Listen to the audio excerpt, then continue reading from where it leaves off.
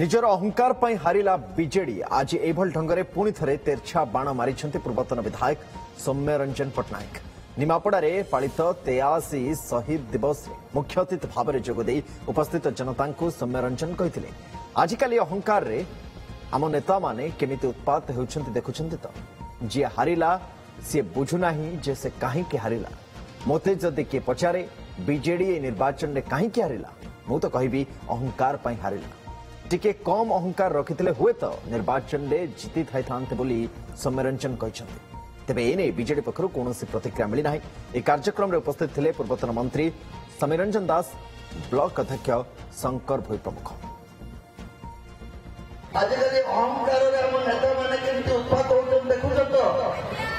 ये जीति सी भी अहंकार करुच्ची ये अहंकार हारिला सी भी बुझुना कहीं हारिला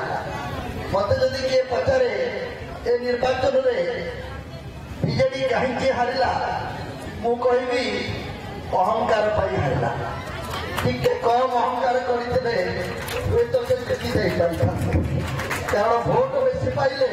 किंतु सीट कम पाइले तथापि अहंकार कथा से बुझुना।